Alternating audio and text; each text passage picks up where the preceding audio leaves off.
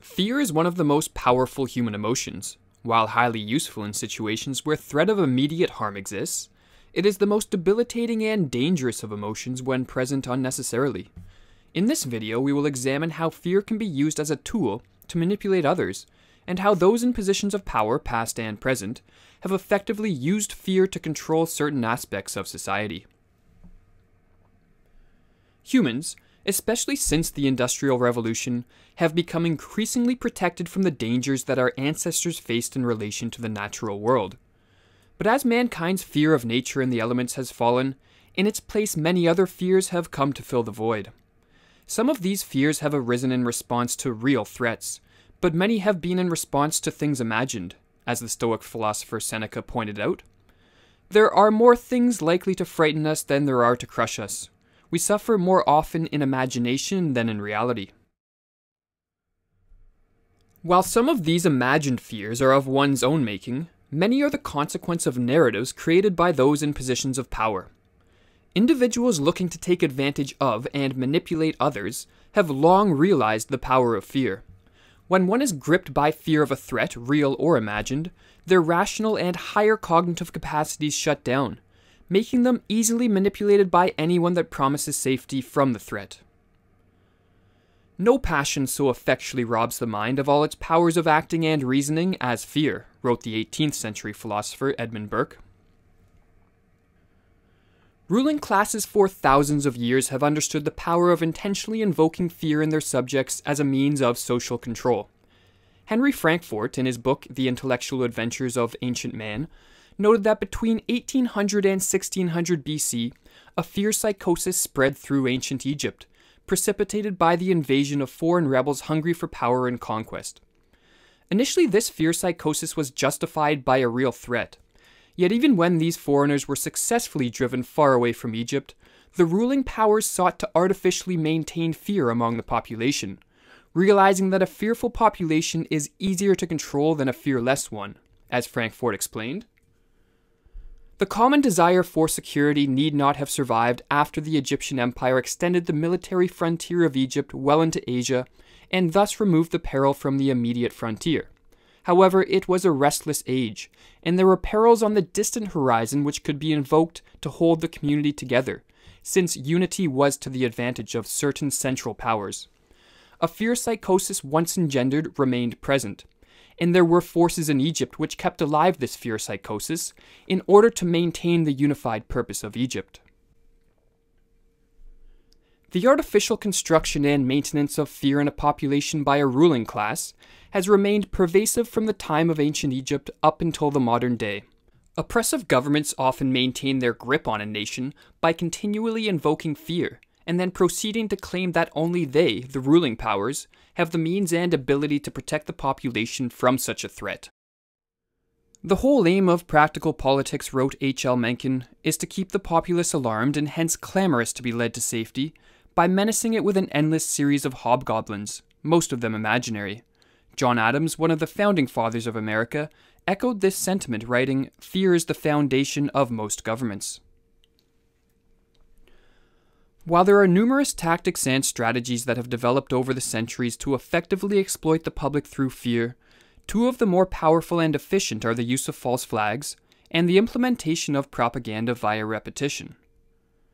A false flag can be defined as a covert operation, designed to deceive in such a way that the operations appear as though they are being carried out by entities, groups, or nations other than those who actually planned and executed them.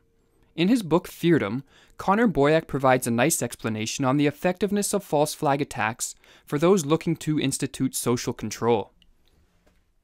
Physical attacks lead to a corresponding increase of trust in political leaders and submission to them. This effect is likely the same whether the attack be a surprise, known to political leaders yet allowed to happen, or directly orchestrated by these same leaders who stand to benefit from the increased trust and submission. False flag operations are used because people generally do not have access to the details, so they are prone to rely upon what they're told and thus are easily deceived. People will, for the most part, believe what they are told in times of crisis, and so government officials, whether their motives are good or evil, capitalize on or completely fabricate the crises. Repetition is also a well-known and prevalent propaganda technique used to solidify falsehoods and perpetuate fear in the public consciousness. By repeating specific phrases and warnings, and displaying particular symbols and images over and over through various mediums, those in power are able to paralyze entire populations with a fear psychosis. The Nazi propaganda minister Joseph Goebbels was well aware of the power of repetition in cloaking falsehoods in a garb of truth, stating, "It would not be impossible to prove with sufficient repetition and a psychological understanding of the people concerned that a square is in fact a circle. They are mere words, and words can be molded until they clothe ideas in disguise." George Orwell, in a related manner, viewed political language as largely a form of propaganda designed to deceive people, as he wrote, "Political language is designed to make lies sound truthful and murder respectable, and to give an appearance of solidity to pure wind." The technological advances of the last century have given those in power the ability to propagate their narratives and engage in fear-mongering to an extent never before seen in history. However, despite the unnerving situation we find ourselves in, there is an antidote to the power of propaganda and fear-mongering, that being knowledge. Plato rightly stated that ignorance is the root of misfortune. And as long as we remain ignorant of the fact that all too often, those who claim to protect us from fear are actually manipulating our fears for their own benefit, then we will be contributing to the misfortune of the world through our ignorant compliance. The philosopher Voltaire stated that those who can make you believe absurdities can make you commit atrocities.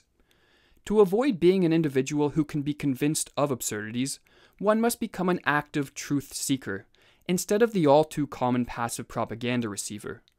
An important step in becoming an active truth seeker is the realization that when evaluating the claims of those in power, skepticism is warranted and even necessary.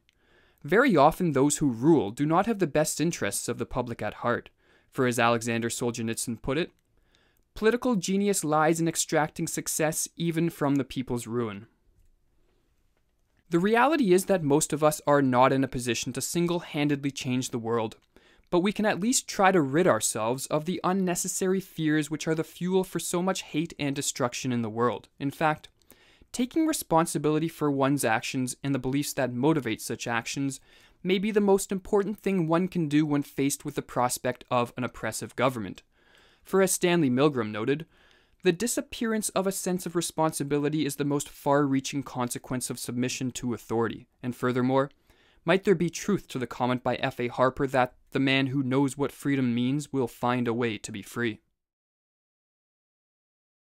At this point, some may be thinking that while the use of fear by those in power certainly contributed to horrible situations in the past, most notably in the totalitarian states of Russia, Germany, and China in the 20th century, Western nations of the present are far from approaching a situation so dire.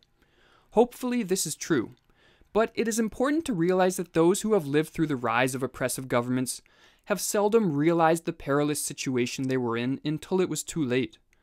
We will conclude this lecture with a fascinating but ominous passage from the book They Thought They Were Free, which is based on interviews with normal Germans who lived during the Nazi regime.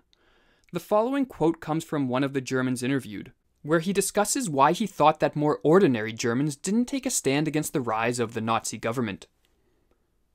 "One doesn't see exactly where or how to move. Believe me, this is true. Each act, each occasion is worse than the last, but only a little worse.